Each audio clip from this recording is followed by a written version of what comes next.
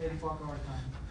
Okay. Is that okay? All right. Quick turnaround. Big week for us. Obviously going and playing against a very talented Kentucky team that's playing awful well. They played a team we played recently, Auburn, and really just took it to them.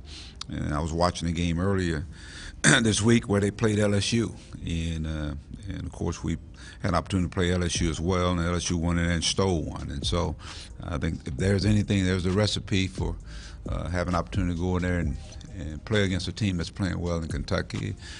You got to shoot the ball well. They made some timely shots, got to the free throw line. And they rebound the basketball. You got to be able to rebound the basketball. So those are some of the things we've got to do. And PJ Washington's playing really well. Very good basketball player, the hero kid. There's a guy that can shoot the basketball. But I think the key to their basketball team, the guy that kind of runs the show is the Higgins kid. He's one of the leading, I think, thieves in terms of steals in the SEC and distributing the basketball. But they got depth, they got size, and obviously they're playing hard. And they're playing at home and they're playing well. So it's a big challenge for us, but I think it's a great opportunity going in there. There's no pressure on us. Everyone expects us to go in there, but with our guys, we just got to put 40 minutes together. That's the biggest key. He's shooting the ball well, and one of the areas I'm really concerned that we've got to get better at is taking care of the basketball, especially going down the stretch. Every game we've played here recently, we're in position to close the game out, but then the turnovers that lead to baskets for the opponents. We've got to do a better job of really taking care of the basketball, and that's something we value. We really put a lot of stock and value in, creating turnovers, but valuing the basketball. So why that's occurring, that's a possible combination of things. Fatigue could be a factor in that, but just making bad decisions. And you got to make plays. You got to make shots. You got to make plays. You got to get to the free throw line. So it's a great opportunity. It's a great challenge, but it's a great opportunity. Mike, you alluded to, the Kentucky took it to Auburn. Auburn took it to you guys. So those are the last two games. Welcome in. It's our February 26th edition of On the Hill with Pat Jenkins Sports Talk Radio. It's our Tuesday edition. We're coming to you here live on KDSJ 479 Monday through Friday from 1 to 2 p.m. And we opened up with a little Coach Mike Anderson audio as he previews tonight's 8 p.m. tip-off in Rupp Arena versus the Kentucky Wildcats, coming in ranked 4th in the country. Arkansas, going through a very tough stretch, still reeling and coming into Rupp with a 5-game losing streak. Demetrius, this is just one of the biggest games of this year for Arkansas, mainly for the simple fact it's Kentucky, a rivalry, but really to get out of this funk. If they lose tonight, you're talking about 6 consecutive games.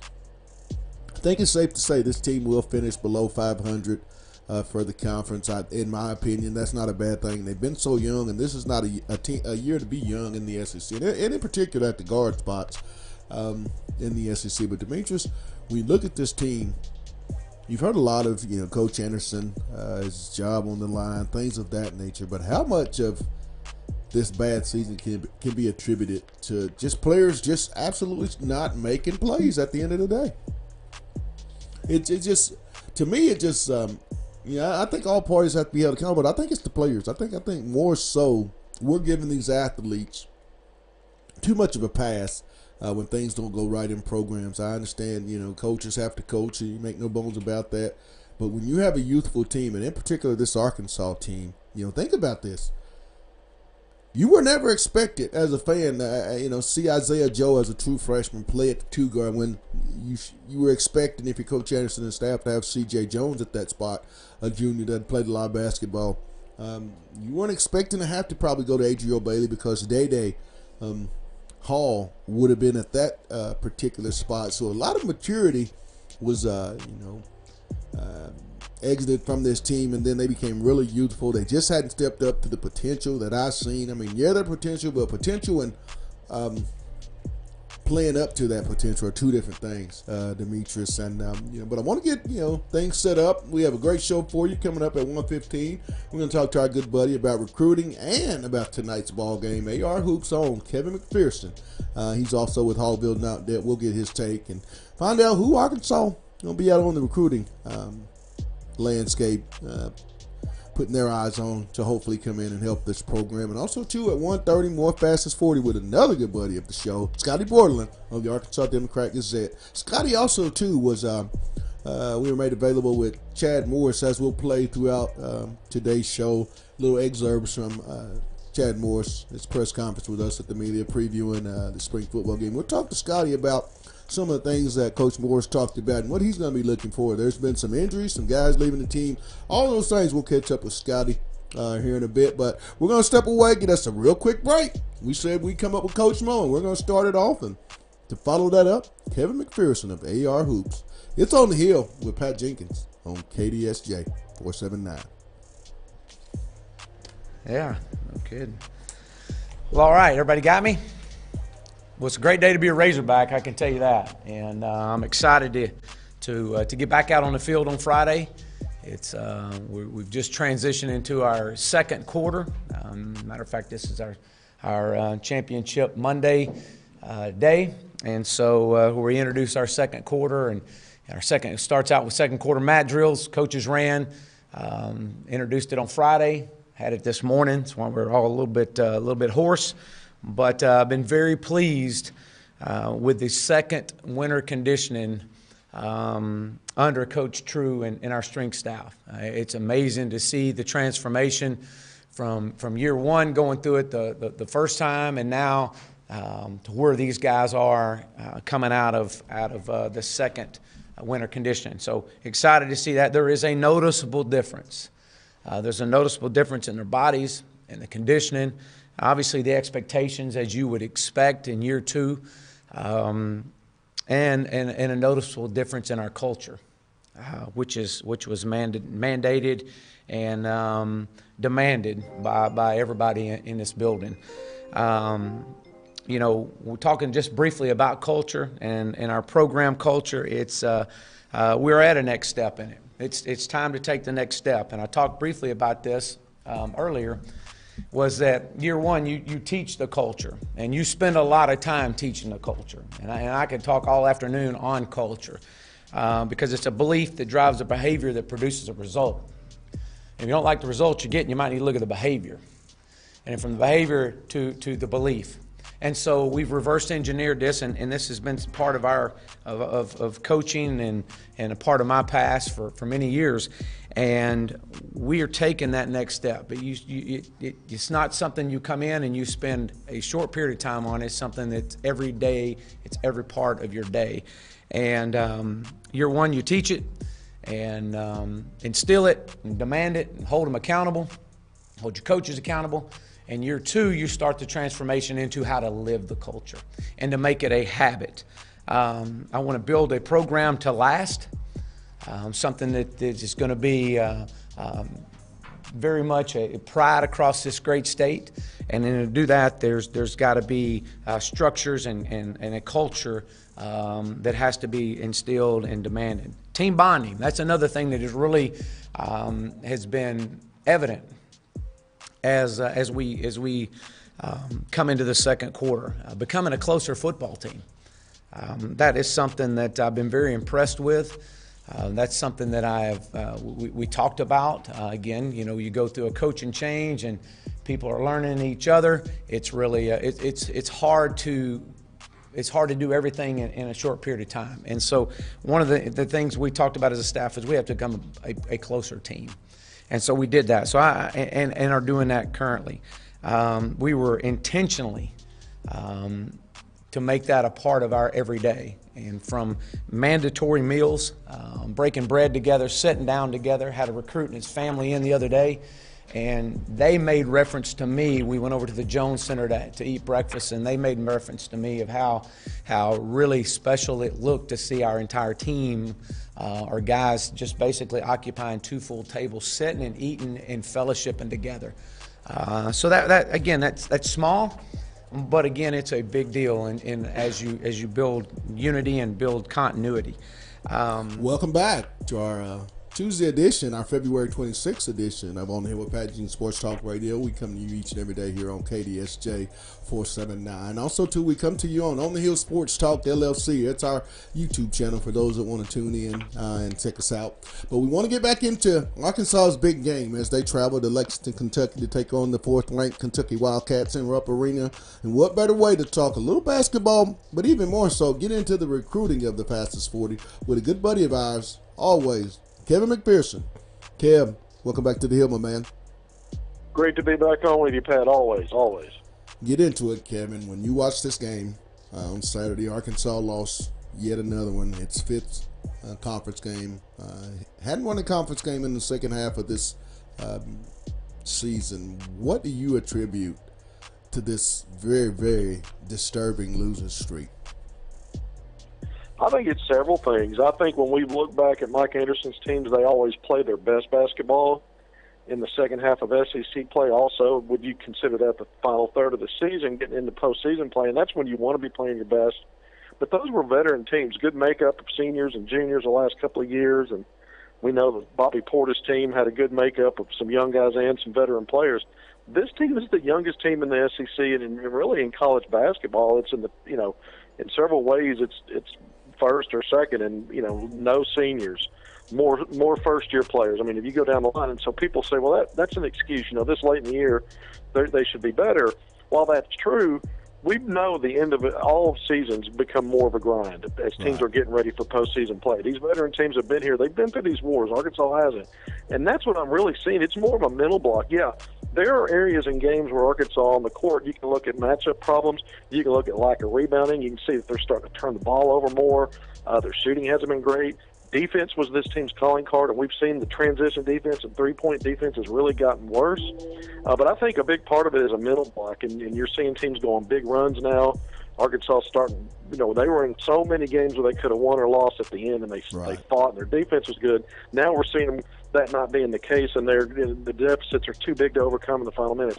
I just think that they hit a wall, to be honest with you, Pat, and I think it's a multitude of stuff on the court, but at the end of the day, it boils down to that mental factor, and I don't think these guys have been there and done that, and they're facing teams that have. When you look at the way Coach Anderson and his staff have been scrutinized throughout this season, Kevin just said something that I think a lot of fans don't want to hear, and it's that youth factor. When you're one of the top 2 most youngest teams in college basketball, I mean, that speaks a lot. When you look at this team even deeper, Kevin, they were expecting a C.J. Jones and a Day Hall to be 2 starters in, this team that aren't there. No one expected maybe an Isaiah Joe to play the minutes and do the things that he's done so early in his freshman year. Don't you think those have extenuating circumstances also, too, that's helped with such a disappointing season? Oh, absolutely. You look at Darius Hall. I mean, just him alone at 6'6" and strong and a guy that can get downhill. He's the missing piece in that high post, kind of roaming around, and a guy that can run the baseline and finish. He's got a Michael Qualls mentality when he attacks the rim. Plus, he would have been a second-year guy that's been through these wars. Gafford coming back. I mean, the folks that picked the order of the SEC in the preseason had Arkansas in 10th.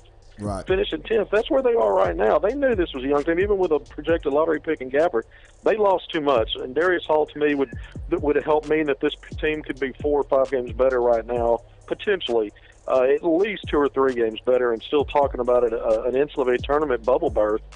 We know that bubble burst against Auburn last week.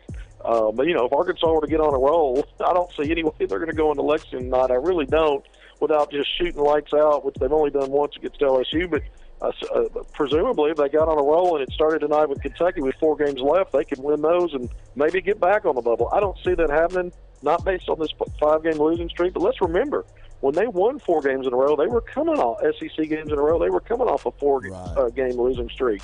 So they've shown they can do it. Will they do it? To me, I see too many holes right now for this young team. They, I think, hit a wall, but you never know. When you talk about youth, something Coach Anderson's team's not are too familiar with having a lot of youth. You know, the question was posed in our Saturday media availability following the Texas Stadium game to Mike was, what do you need to do? And instantly, Coach said he need to get older. And you're a real guru when it comes to this recruiting of the fastest 40. Let's get off into that part. Where's Arkansas at as far as going out and getting men that I consider Arkansas tough? Because I just don't think this team is playing Arkansas toughness type of basketball. Give us an update on some of the players that Coach A, Coach Thurman, Coach Watkins, and Coach Cleveland are planning on making it out to sea here in the coming weeks. Well, the only way you can get older in recruiting, Pat, is obvious. You got to get junior college guys and maybe some grad transfers. And Mike has really stayed away from the grad transfer route, but we just have success in JUCO, and that's exactly what I see them doing right now. They're hitting the pavement and pounding it, looking at JUCO guys, and what they're looking at are some of these big guards and wing guys. You know, we talked about Darius Hall not being around, and they lost Jordan Phillips to transfer, and we know Khalil Garland hadn't been cleared. They need some guys with some size that can get downhill. They don't have any real slashers that can play inside and out. And I think that's what they're looking at right now. Tyson Jolly, a 6'4" wing. He played at Baylor last year as a freshman. He's at Trinity Valley Community College down in Texas. TJ Cleveland went and saw him play in early February. He and Mike Anderson, I hear, are going back out there to watch him tomorrow night. But that's a guy that is averaging over 22 points, 12.5 rebounds, 4 assists. When Cleveland saw him play the first time, he had a triple-double. But there's a guy right there that, kind of fits the bill of what they've been missing. But, he'll have 3 years to play too, as he's a sophomore. Another guy, Jalon Pipkins, another 6'4" guy averaging over 20 points, close to 5 rebounds, over 4 assists. When Cleveland saw Jolly, those two matched up against each other. Pipkins plays at Paris Junior College, but he's a guy that I know that Arkansas is very interested in. Pipkins told me that Coach Cleveland stayed in touch with him and telling him he's going to come back out and see him. That might happen this week. But those are two guys right there. Sadar Calhoun, a 6'6" wing out of Missouri in the JUCO ranks. Another guy, he's got ties to Stephon Welsh, former Arkansas guard. Cleveland went and saw him, as did Mike Anderson. They've seen him play. So if you start looking at guys 6'4", 6'6", on the JUCO level, now you can tap into somebody that's got some perimeter skill, guys that can get to the basket. They're men, right? They're not coming straight out of high school, and that's how you deal with some of this youth. If you're going to have some spots open up, we know Gafford's going to probably be moving on to the draft. Khalil Garland, we'll see what happens there, but that may be going toward a medical hardship. But 1 or 2 more guys leave, and you've got 4 or 5 spots you can fill, and I think that's what they're trying to do. With Gafford moving on, it's safe to say that he'll pretty much be putting his name into the upcoming draft. Talk about some of the bigs. Arkansas is going to have to, without a doubt, get bigger in the paint. What I mean by that, maybe a dynamic stretch 4, a really powerful 5-man. Who are some of those guys that Coach A and staff are, making contact with here in the late stages of recruiting? Right. Well, Trey Mitchell's a 6'9", 235 big man that can play inside and out. He's at the Woodstock Academy class of 2019, so he's a senior. They just offered him on Friday. He's a top 80 4-star prospect from Pittsburgh, Pennsylvania, but he's at the Woodstock Academy in Connecticut, one of those schools that plays an independent school that plays a national schedule. And right. He's got a nice offer list. Syracuse just offered him, Louisville, Tennessee's on there, Notre Dame, but a guy that I think when I watched him on film, he's big and strong, but he can play, man. He can get a step away from the basket, knock down a shot, good passer, knows how to finish around the basket. But that's a guy that I'd love to get on campus. We know Raymond Hawkins. We've talked about him, 6'9" forward center out of Findlay Prep. That's where they got Reggie Chaney. He's a guy that Arkansas offered a while back early and has listed a week ago, put Arkansas on his Final 5. Right. He took an unofficial visit this weekend to Arizona State. He's got an OV scheduled to Buffalo on March 8th through 10th, but I know he still plans to take a visit to Arkansas. Another guy that can play inside and run the floor really well. And then Mohamedou Diarra, 6'10", with 7'3" wingspan out at Massanutten Military Academy in Virginia. Ties to Arkansas. He lived in Northwest Arkansas and played pickup games with the Hogs, including Dan Gafford. He loves the Hogs. If he gets a visit and an offer, I think he'll commit. But an ESPN 4-star, he's got offers from Penn State, Georgia Tech, Temple, VCU. But he loves the Hogs. And so there's 3 big guys right there that I think could fit the bill as big guys that could come in and help. You're not going to just replace Gafford, but by committee. Right. And all those guys have size and things they bring to the table, Pat. Well, as always, my man, love having the information. Keep doing what you're doing. And also, too, how can people and our listeners follow all your recruiting information on a daily basis? Yeah, so on Twitter, I'm at AR Hoopscoop, at ARHOOPSCOOP, and then I also contribute to hogville.net. All right, my man. As always, Kevin, you have a blessed one. Thanks for the info, and thanks for taking time out on the hill. It's always good to be with you, Pat. Thank you. And that was Kevin McPherson of AR Hoops and also hogville.net. Does a great job. We're going to continue on and give you more of Chad Morris and our availability, talking about this Friday's start of spring football. And then following Chad, we're going to talk with another good buddy of ours of the Arkansas Democrat Gazette, Scotty Borderland. It's on the hill with Pat Jenkins on KDSJ 479. It's really it's hard to do everything in a short period of time. And so one of the things we talked about as a staff is we have to become a closer team. And so we did that. So and are doing that currently. We were intentionally to make that a part of our everyday. And from mandatory meals, breaking bread together, sitting down together, had a recruit and his family in the other day, and they made reference to me. We went over to the Jones Center to eat breakfast, and they made reference to me of how really special it looked to see our entire team, our guys just basically occupying 2 full tables, sitting and eating and fellowshipping together. So that again, that's small, but again, it's a big deal in as you build unity and build continuity. And so we've been very intentional with that, and understanding that's part of being a good teammate, is understanding your role and everyone's role. The other thing that I think has helped with this is the earn everything by everyone mentality, coming back and earning the logo that so many people have worked so hard to get and to wear and to be so prideful in, to earn it. And from coaches to trainers to water girls, water guys, equipment staff, everybody took the approach on, and to watch these guys earn it back, and to see guys like Cam Curl and Scooter tweeting out of, hey, make sure everybody comes to breakfast because we get points, and those points will get us earnest gear back. And so again, the accountability that encompasses with the earn everything mentality. As a staff, meeting with our staff on the emphasis of the second spring, is there was really one thing that we wanted to come out of spring with, and that is we want to become more fundamentally sound in all 3 phases: offense, defense, and special teams. And that's I know that's a big net and it's a big umbrella, but it's in the grand scheme of things, what does fundamentally sound mean? That you got to be able to execute and at a very high level, the small things it's asked of.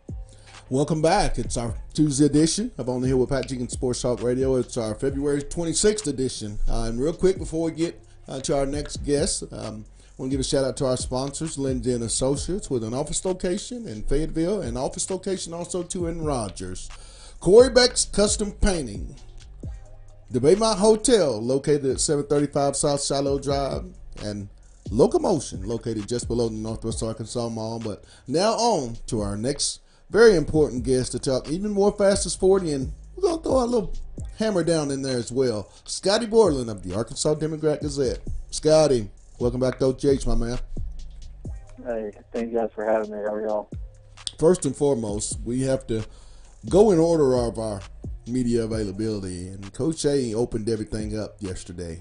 Talk about Coach A, and what were your takes from his preview of tonight's very tough road matchup versus the 4th-ranked Kentucky Wildcats?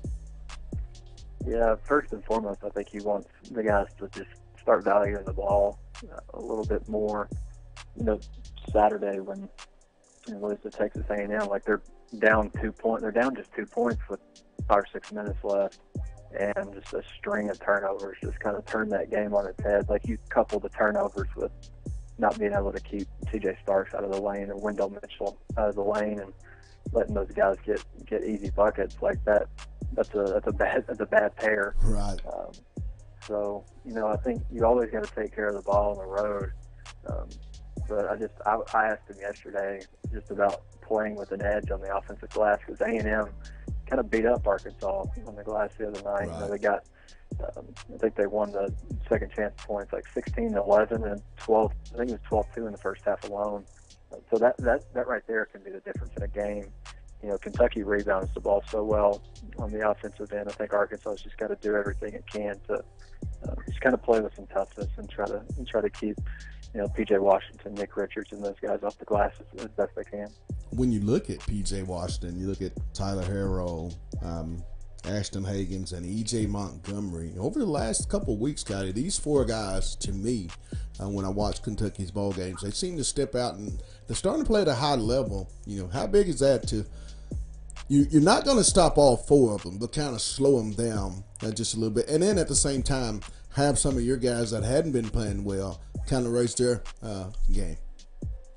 Oh, for sure. I mean, if you can take away a piece of what Kentucky's doing offensively, it's obviously it's a little bit of a positive. I think the head of the snake, obviously, is to me anyway, is P.J. Washington. Like, he's playing at, I don't know if it's National Player of the Year level right now, but it's definitely, I think he's a guy that not many people are giving a ton of credit for just what he's done like the last month and a half. I think he would probably be my SEC Player of the Year right at this point. So you've got to slow him down. He's averaging close to 20 and 10 over the last 4 or 5 weeks. So he's the head of the snake, and you got to have a good night from your forwards if you're Mike Anderson. If you can take away Tyler Harrow and Ashton Hagans or Keldon Johnson. Keldon Johnson had 17 rebounds the other day as a guard, which is crazy. So you've got to find a way to limit at least one of those guys. That's easier, obviously a lot easier said than done. And then when we left Coach Anderson's presser, we had just roughly over about an hour, Scotty, to make it over to another part of the university program that means so much to the state, and with that being Coach Morris and that football program.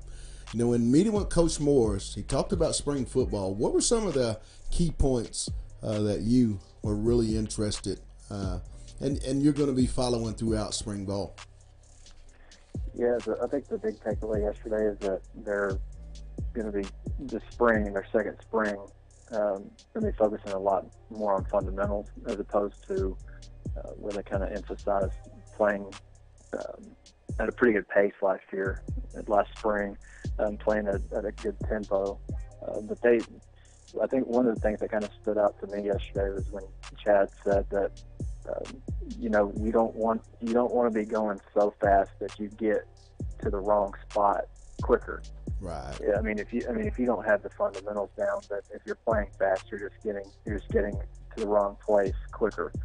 So I think just slowing things down a little bit and making sure that foot alignment is good. I'm just understanding the playbook too. I think having a better grasp of the playbook is going to be kind of a big thing. I think that was kind of the main thing. And I think one other thing that kind of stood out was that they're getting a little bit closer as a team, maybe. Right. So last year, throughout a 2-10 year, obviously you've got your guys that you're tight with on the team, but the team as a whole may not be as closely knit as you would like. So just kind of starting fresh again, kind of starting with the basics, and that might make spring drills a little bit boring for us, covering it, but it's obviously what they need to do. So I think that's a good starting point, starting with spring in year 2. One thing that I took from yesterday's presser with Coach Mo was he seems to be real happy with the conditioning program. Feels like guys are starting to transform their bodies to the type of body that they want to have in their program.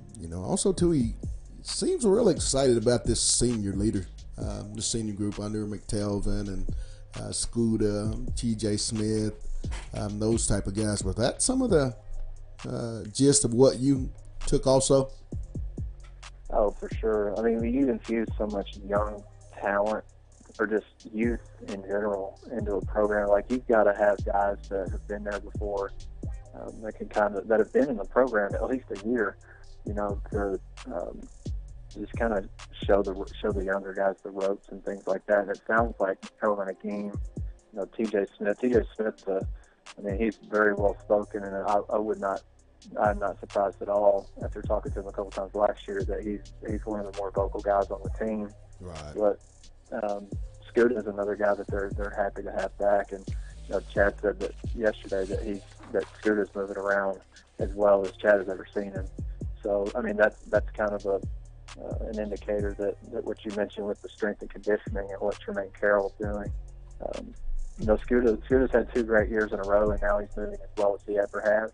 I mean, that's a really good sign. So, those senior leaders are obviously going to be really big this spring. You can't push Scooter too much, I don't think, because you really need him in the summer and going into fall camp. But get everything out of him that you can, and you feel comfortable with. But yeah, those senior leaders, I think that's a great place to start. Those are 3 guys that I think you could really depend on.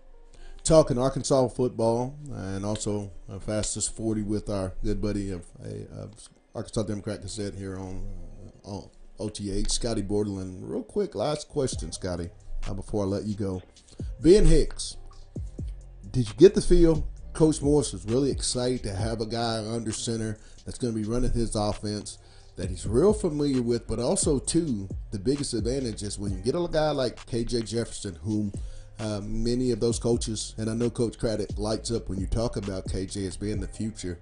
How beneficial will this be for that entire room, having Ben, who's been in the system for 3 years, and a guy that's played a lot of ball, plus he's real mature. How will this help, in particular, KJ and Connor going forward? Yeah, for sure. Like, I know this is going to sound a little bit like coach speak, but it is kind of like having another offensive coach in the room who's been in, I mean, he's played in Chad Morris and Joe Craddock's offensive system for 3 years already. So it's like it is another coach, more or less, in the quarterback room with guys like KJ and Dalton Hyatt and Connor Nolan when he's around, and John Steven and KJ. So, I think it's going to be really beneficial. I think Chad's really excited to have somebody that he doesn't really have to, like, he can go over some things kind of more as a refresher, right, to what they've done in the past, as opposed to having to just keep pounding it into guys. So I think that's a really big positive. And Chad didn't go as far as to say who's going to take the first snap in spring ball, but I think we know that answer. Well, Scotty, real quick before we let you go, can you tell the listeners and viewers how they can follow you, and what are your platforms? Yeah, you can follow me on Twitter at NWA Scotty. And I'm not on Facebook all that much. But yeah, you can find my stuff at wholehogsports.com and on Arkansas Online on some days. But yeah, Whole Hog Sports is where you'll find the majority of my stuff. Well, Scotty, as always, we love having you on for all of your great information. And my man, you have a blessed day. And once again, thanks for taking time out on the Hill. Yeah, you bet. Thanks for having me, Pat. That was Scotty Borderland of the Arkansas Democrat Gazette. Real quick, we caught up. Arkansas's, honoring this 1994 national championship season. So the last time that 94 team made its way to Lexington, we're going to let you watch a little highlights, and then we're going to come back and wrap this thing up. It's on the Hill with Pat Jenkins on KDSJ 479. Back in a bit.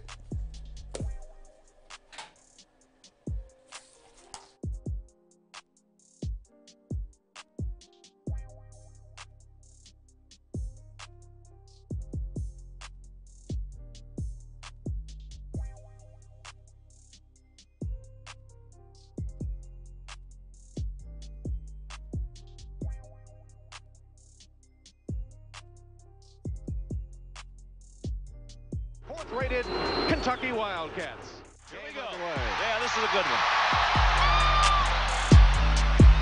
Kentucky decked out in brand new uniforms. First time they've worn these wildly striped blue and white togs. Rhodes way off the mark on that first off-balance shot, chased down by Williamson of Arkansas. Hogs, as always, in a hurry. I mean, they're going to expect an up-tempo game. Both of these clubs love to run. They love to press. We've got to have a game in the 90s. Stewart's fall away is on target. Rick will have difficulty. Roll that time. Riddick got the roll. Great pass from Delk. Delk found him on the pivot. Here's a run out by Arkansas. Kentucky gets back. Nice pass. They forgot Williamson. What They a left great- Williamson wide open. Great look by Beck. Good ball movement that time by Arkansas. They threw over the press and Beck wrecking. Brassaw stepped up after the fake. Prickett, good position. Ford got it to him.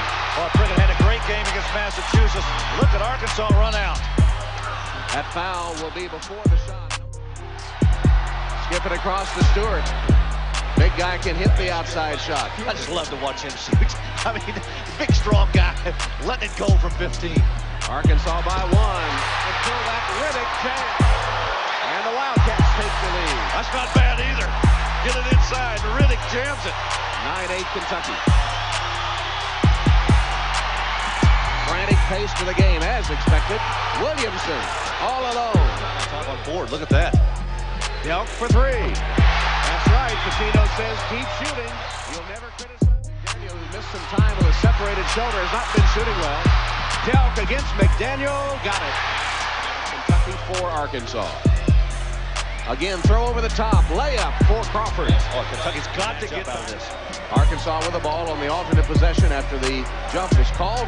Nice work by the Razorbacks. Work it into Robinson over Prickett. Not there. Delk with an outlet for Ford. All alone. He lays it up and in. Delk in the center of the defense. Found a seam and put it through. Tom, that was good recognition by Kentucky that time on the trap. Delk stayed home and they found him. Thurman answers for Arkansas. Quickly down the floor. The Razorbacks, they've got an answer for every basket. Over the top. Williamson over Martinez. Kentucky does not have an answer defensively inside. Another foul. This time he misses. Rebounded by Prickett. Wow, Prickett's doing a great job on the boards. Rhodes all the way to the basket. Yes! And a foul.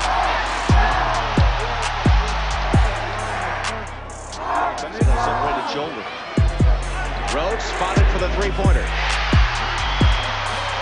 Good penetration that time, made the play. Rhodes stood his ground. Martinez had it stolen momentarily, and now Rhodes will take on Beck. Nice move. Oh, that was nice.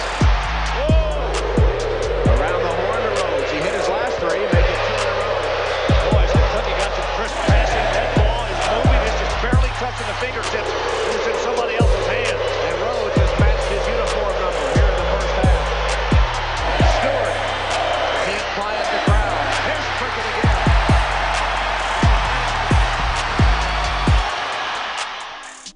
Welcome back. It's our February 26th edition. Demetrius, it's the 26th. This month of February has flown by. Don't you think, my man? Yeah, this has been a busy month for us, you know, so I'm really glad we're going into March. I wish Arkansas was doing a little better on the basketball side of things so we could have some things to look forward to, but I think everyone is really disappointed by how this season has turned out. But I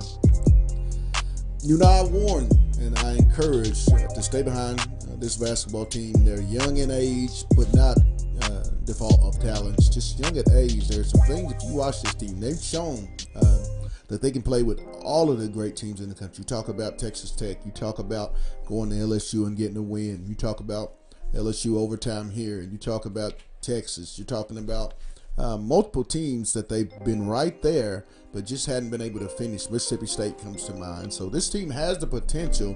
Just got to find a way to get over the hump in tonight's ball game. Now, it's going to be real tough. I mean, you're talking about a team that's playing big time, high-level basketball, as is the Kentucky Wildcats. And right now, would be the leader in the clubhouse as far as getting the 1 seed when you're talking SEC teams. Tennessee being another team that possibly could be in that talk at the coming weeks. But we're going to wrap this thing up and say a big thank you to our guest, Kevin McPherson of AR Hoops and Hogville.net, for coming on and breaking down a little recruiting and also, too, talking Fastest 40. Also, Scotty Borland, he gave us a little bit of Coach Mo and Hammer Down, and also, too, we talked Fastest 40 with Scotty Borland of the Arkansas Democrat Gazette. And lastly, our sponsor, we want to give a thank you to Lindsay and Associates with an office location in Fayetteville, an office location also too in Rogers. The Baymont Hotel, it's located at 735 South Shiloh Drive in Fayetteville. Locomotion, located just below the Northwest Arkansas Mall, and our newest sponsor, Corey Beck's Custom Painting. I want to give a shout out to all of you all, as this would not be possible without your generous belief in us. But that's going to wrap it up. We're going to get out of here and try to bring you more of All Arkansas and SEC Roundup. It's on the Hill with Pat Jenkins on KDSJ 479. You guys have a blessed one.